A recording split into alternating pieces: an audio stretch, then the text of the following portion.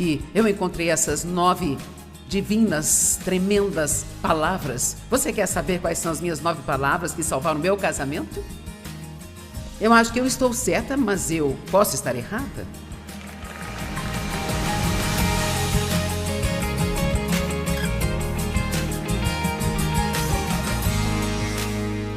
Eu tenho uma mensagem para você que vai tirar muito estresse da sua vida, sabe? Isto vai tornar a sua vida muito melhor. O título é Fora de Controle e Amando Isso. Fora de controle e amando isso. E eu não estou falando de você estar fora de controle e fazer o que você quer fazer. Eu estou falando de parar de tentar controlar as outras pessoas e as circunstâncias e às vezes até mesmo Deus. E aprender a deixar de lado esse estresse, sabe? E você vai amar isto. Nós vamos falar sobre 4 razões pelas quais tentamos controlar as coisas, mas existem 2 maneiras de olhar para isso. Primeiro, você não pode deixar que ninguém controle você. Essa não é a vontade de Deus para você, não é bom para eles e não é bom para você. E você não pode tentar controlar as outras pessoas. Isso é especialmente muito difícil às vezes para os pais que estão criando os filhos. É difícil estar numa posição de guiar alguém praticamente dizendo-lhes o que fazer e como fazer durante toda a vida e agora de repente eles não querem mais que você faça isso. Eles não apreciam seus conselhos, não aceitam os seus conselhos, ficam bravos quando você fala algo e às vezes é difícil abrir mão disso, sabe? Mas é uma transição que todo mundo tem que fazer. E se você quer se dar bem com seus filhos adultos, tem que chegar a um ponto onde percebe que eles têm o mesmo direito que você tem, que é o de tomar suas próprias decisões. Ainda que a decisão que estejam tomando seja ruim, é direito deles tomá-la. E às vezes esta é a única maneira deles poderem aprender o que fazer e o que não fazer. Quantos sabem que nem sempre aprendemos por outra pessoa nos dizendo o que fazer ou não fazer? Não é que meu conselho não possa ser bom, sabe?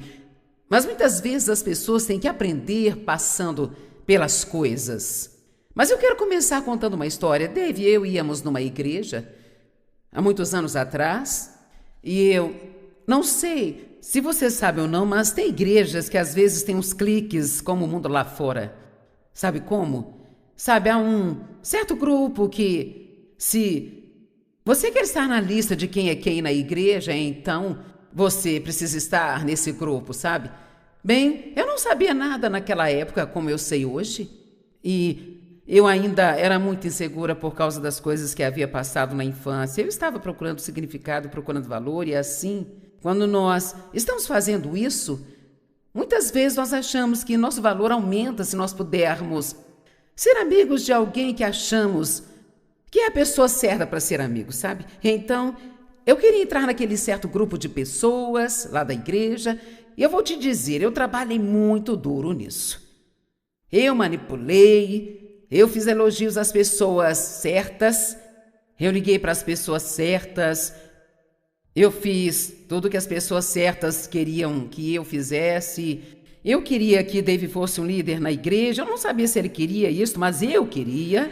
E muitos dos homens daquele grupo eram líderes na igreja, então eu pensei, se eles gostarem de nós, então o Dave será convidado para ser um líder na igreja. E eu queria que ele fosse um líder porque eu era intrometida, eu queria saber tudo o que estava acontecendo. E eu queria ajudar a administrar a igreja, então finalmente entrei naquele grupo de pessoas.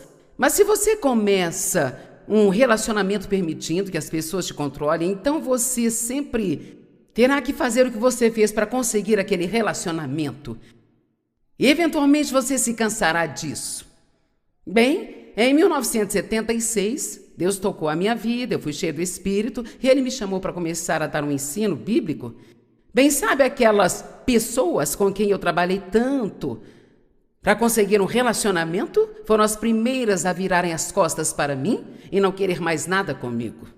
Eu só quero te dizer que se você quer amigos certos e bons amigos, então é melhor você não escolhê-los por sua conta própria, sabe? Mas pedir a Deus para te dar conexões divinas. E talvez quem Deus coloque junto de você pode não ser a pessoa que você teria escolhido, Mas é muito melhor para você ter um relacionamento correto e saudável do que ter um que você escolheu e manipulou e manobrou para ter por conta própria e acabar se machucando. Alguém pode dizer amém? Ok. Então, a primeira razão da qual vamos falar... Bem, deixe-me perguntar, nós temos aqui alguma pessoa que gosta de estar no controle? Eu acho que preciso descobrir primeiro se eu tenho alguém aqui que precisa da minha mensagem hoje à noite ou não. Ou se eu deveria apenas, sabe, esquecer disso. Mas a primeira razão sobre a qual podemos falar porque gostamos de estar no controle é simplesmente porque temos medo de que se não controlarmos a situação, nós não conseguiremos o que nós queremos, sabe? E basicamente, todos nós praticamente queremos o que queremos e trabalhamos duro para ter aquilo. E então, Jesus disse, está em Marcos 8, se alguém quer ser meu discípulo, negue-se a si mesmo e então siga-me. A versão amplificada diz, negue-se a si mesmo, tire o foco de si e de todos os seus próprios interesses, então tome a sua cruz e siga-me. Então, o egoísmo no que diz respeito aos ensinamentos bíblicos é um grande não. Sabe, nós devemos aprender a realmente cuidar mais dos outros e da felicidade deles do que com a nossa. Agora, não sei sobre você há quanto tempo anda com Deus ou quanto você é espiritual, mas eu ainda estou trabalhando nisso. Há mais alguém aqui que ainda está trabalhando nisso como eu? Deixe-me te dizer uma coisa. Se você não consegue o que você quer e ainda assim fica feliz e tem uma boa atitude, você está muito adiante na escala da maturidade espiritual. Quantos não conseguem o que querem e ainda assim ficam felizes? Cerca de 20% da plateia? Obrigada pela honestidade. Eu já melhorei, mas ainda tenho muito a percorrer. O desejo de controlar está enraizado no egoísmo. Apenas algumas escrituras sobre egoísmo, só para colocar nossos pés no chão. 1 Coríntios 13, 4 e 5. O amor é paciente e gentil. O amor não inveja, nem se gaba. O amor não é arrogante, não é rude. O amor não insiste em seu próprio caminho. Digam comigo, o amor não insiste em seu próprio caminho. O amor não é irascível, ele não se ressente. Sabe, às vezes quando nós brigamos e discutimos para conseguir as coisas do nosso jeito, nós ganhamos.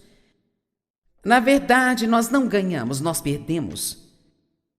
Dave e eu queríamos um quadro para uma parede da nossa casa e nós estávamos no shopping e havia uma loja lá que vendia quadros e Dave e eu não temos o mesmo gosto para decoração, nem mesmo remotamente próximos.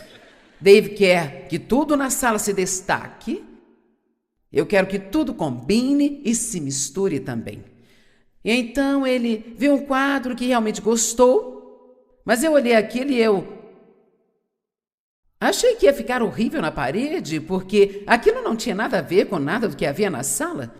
E havia outro quadro que eu gostei e que ele não gostou. E você sabe onde isso vai dar, não é mesmo? Então, Dave é um homem que adora paz e não é muito bom em brigar e discutir. E finalmente ele disse, eu não me importo, faça o que você quiser. Então, eu estava andando pelo shopping, eu podia sentir aquela pequena satisfação na minha carne. Você já se sentiu tipo assim? Eu conseguia do meu jeito.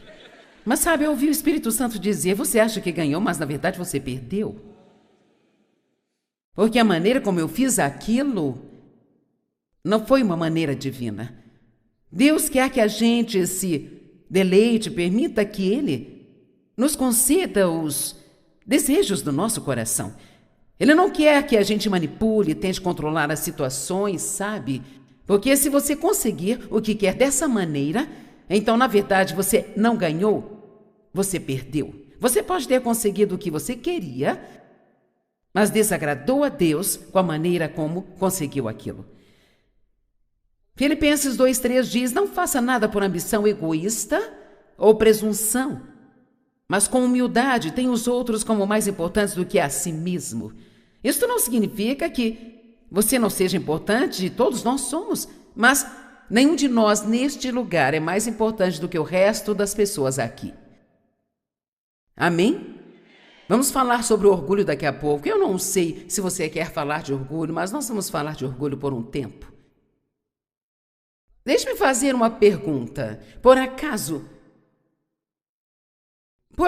tem alguém que você ama e que você esteja tentando fazer amar a Jesus como você ama, mas eles não estão interessados? Quando nós temos um relacionamento com Deus e sabemos que as pessoas estão perdendo e as amamos, nós queremos tanto que elas amem a Deus, e então tentamos várias coisas, as arrastamos para as reuniões, deixamos os livros abertos no lugar certo para elas, sabe? E você liga na pregação da Joyce bem alto, esperando que eles andem pela sala e ouçam a coisa certa. E eu vou te contar um segredo e vai te poupar de muito estresse, sabe? Você não pode fazer alguém amar a Deus. Não pode. Agora, Deus pode usar você na vida deles, mas eles provavelmente não serão ganhos através de conversa, sabe? Se por alguma coisa eles podem ser ganhos, é pelo seu comportamento divino e exemplo divino na frente deles. Agora, uma das razões pelas quais eu estou fazendo esta pregação é porque eu tive um pequeno problema no início do ano, e não foi um probleminha, eu tive um grande problema. Eu fiquei doente, eu não sabia o que estava errado, não sabia o que era, e eu fiz todos os exames possíveis e disseram que eu era muito saudável. Eu disse, então por que eu estou desabando, gente? E então, basicamente se resumia ao estresse crônico por trabalhar duro por muito tempo, mas muito do meu trabalho não era... Eu trabalho externamente, eu faço conferências, escrevo livros, faço televisão, mas para mim muito disso acabou sendo interno. Muito disso era coisas assim como tentar controlar situações que eu não podia controlar, algo como, sabe, um dos meus filhos que se atrasa o tempo todo. Ele não é bom estar onde deveria estar na hora certa, bem? Sabe, eu não gosto disso. E então eu tento convencê-lo a mudar, eu tento culpá-lo para mudar e ele não gosta disso, então acaba causando um problema e... Sabe, você finalmente tem que chegar ao ponto em que você diz, quer saber, isso não é problema meu, sabe? Vamos lá, tem alguém aí? Há tanta coisa que a gente pode fazer. E Deus dá a todos nós o livre-arbítrio, sabe? Deus nunca tenta nos controlar, ou nos forçar, ou nos manipular, ou nos culpar por coisa alguma. O diabo, sim. Ele é um manipulador e um controlador. Então, quando nós tentamos fazer isso com as pessoas, na verdade nós estamos operando mais com uma natureza maligna do que com uma natureza divina. Deus nos mostra o que fazer e Ele sempre lida conosco e Ele nos diz as consequências de fazer o que Ele diz e as consequências de não fazer o que Ele diz, mas Ele nunca tenta nos forçar a fazer aquilo. Ele deixa isso para nós. Nós temos livre escolha, nós temos livre-arbítrio, e se você quiser ter algumas amizades que durem por muito tempo, você tem que dar a eles a mesma liberdade, onde você não esteja tentando controlá-los e fazer com que façam o que você quer. Isto vale para os casamentos, isto vale para os seus filhos. Eu tenho 4 filhos adultos e eu tenho um relacionamento muito bom com todos os 4. Mas quer saber? Eu tive que aprender a cuidar da minha vida. E você tem que entender que seus filhos não são iguais. Sabe, eu tenho uma filha, eu posso dar conselhos a ela o dia todo e ela não se importa, tá tudo bem? Ela faz aquilo se ela quiser. Se não quiser, ela não faz. Mas ela nunca se importa que eu lhe dê conselhos, ela não se incomoda que eu aconselhe. E então, eu tenho outros filhos que dizem, não tente me dizer o que fazer. Então, você meio que tem que conhecer as pessoas, você tem que aprender como você pode funcionar. E sabe, eu admito, eu adoro dar conselhos, sabe? Eu sou professor, eu gosto de dizer a todos o que fazer, porque eu acho que sempre estou certa, sabe? Mas aqui, novamente, se você quer ter algum amigo, ou se você quer que seu casamento dure, vamos, pessoal. Você tem que aprender que não conseguirá que seja tudo do seu jeito o tempo todo. E você não pode controlar tudo o que está acontecendo. Eu vou ajudar alguém aqui hoje. Alguém aqui hoje vai entender. Eu estou dizendo a você, é um trabalho duro tentar governar o mundo. Isto te mantém ocupado internamente o tempo todo, sabe? Constantemente. Esta coisa de fazer as pessoas amarem a Deus, sabe? Isso ficou claro em Josué 24:15. Se é mau aos seus olhos servir ao Senhor, escolham neste dia a quem vocês servirão, se aos deuses que seus pais serviram na região além do rio, ou aos deuses dos amonitas em cuja terra vocês habitam, mas quanto a mim, eu e a minha casa vamos servir ao Senhor. Então, ele tomou a sua decisão e disse, agora vocês tomem a sua decisão. Deus, ele nos deu tanto livre-arbítrio que ele vai até mesmo proteger o direito de alguém ir para o inferno se esta pessoa quiser ir, sabe? Deus não tentará nos forçar a fazer o que é certo. 1 Coríntios 10:24 diz que ninguém busque o seu próprio bem, mas sim o bem do seu próximo. Fico feliz que Deus continue trabalhando conosco até o dia em que Ele voltar para nos buscar, porque quando eu leio escrituras como esta, eu penso, Joyce, depois de 42 anos na palavra, você ainda precisa de muita ajuda. Quantos de vocês concordam que essa coisa de egoísmo é muito desafiador? Quer dizer, nós só queremos o que nós queremos. A segunda razão pela qual nós tentamos controlar as situações e as pessoas é o orgulho. Apenas o velho orgulho que eu sou, eu quero, isto é para mim.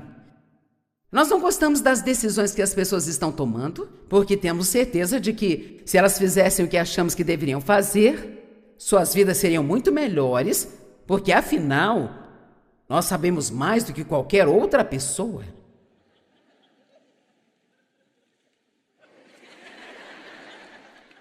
Mas aqui não tem ninguém assim. O desejo de controlar está enraizado no orgulho.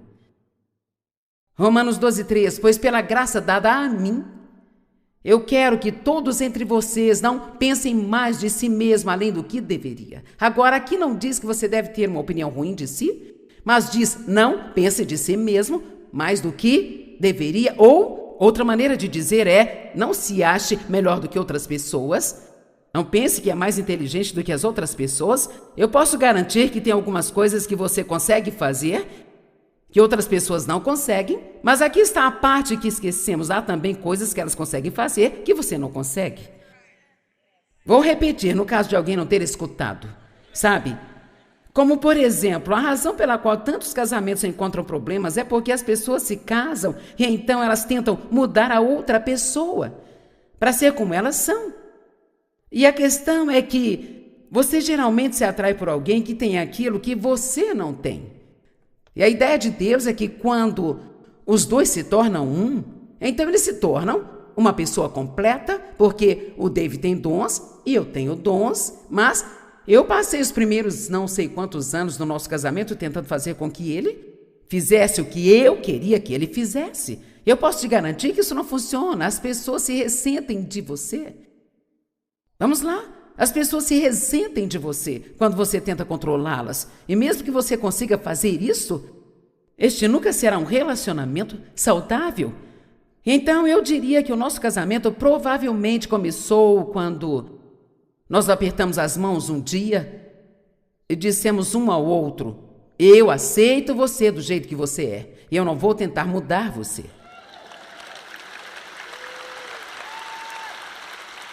Isso não significa que você nunca...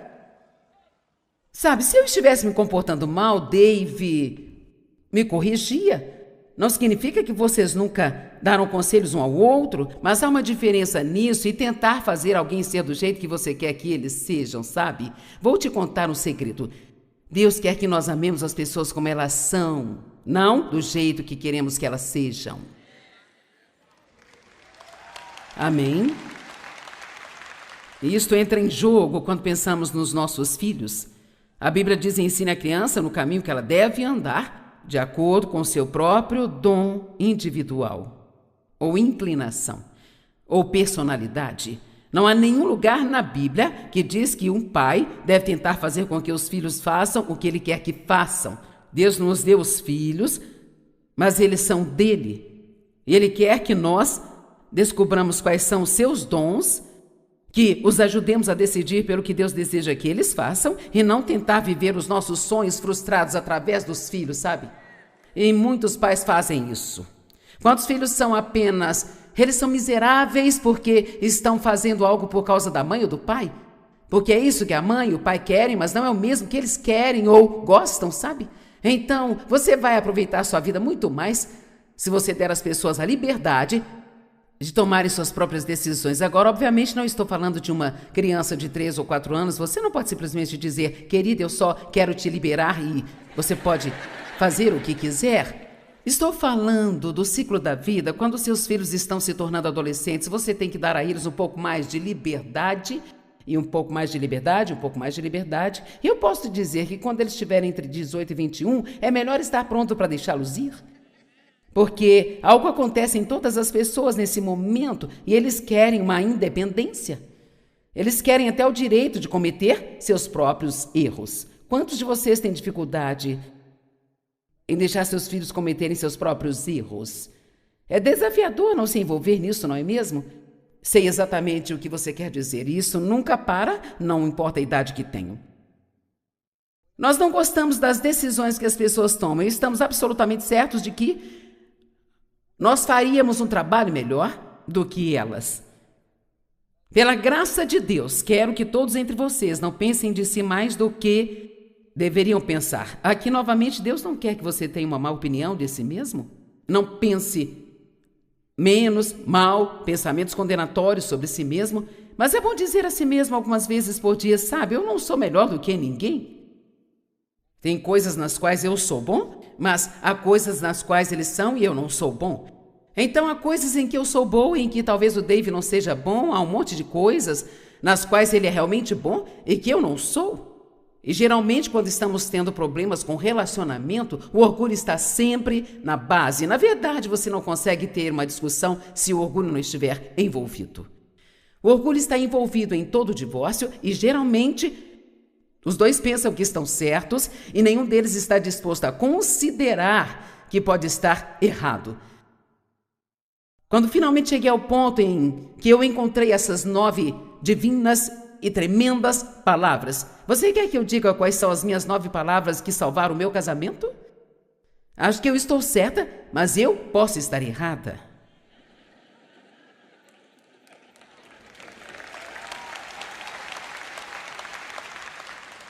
É incrível como isso desarma as pessoas se você estiver discutindo sobre quem está certo sobre algo. Se você, pelo menos, for humilde o bastante para considerar que você talvez possa estar errado. Sabe, o Dave, neste ponto, porque estamos casados há muito tempo, já resolvemos tudo isso. Deixe-me dizer, é bem melhor você manter o que tem, porque se você for pegar um novo, vai ter que começar tudo de novo. E se você mantiver o que conseguiu, e então cerca de 30, 35 anos depois, você finalmente apenas decide: ei, faça o que você quiser, eu faço o que eu quiser. Sabe, nós temos o melhor relacionamento agora, eu faço o que eu quero, ele faz o que ele quer, e somos o casal mais feliz do mundo. Bem, todo mundo quer ser liberto de controlar as pessoas e as circunstâncias. Mas a verdadeira liberdade vem internamente quando nos rendemos à obra de Jesus Cristo, ao seu poder transformador em nós. Ele pode nos mudar de dentro para fora.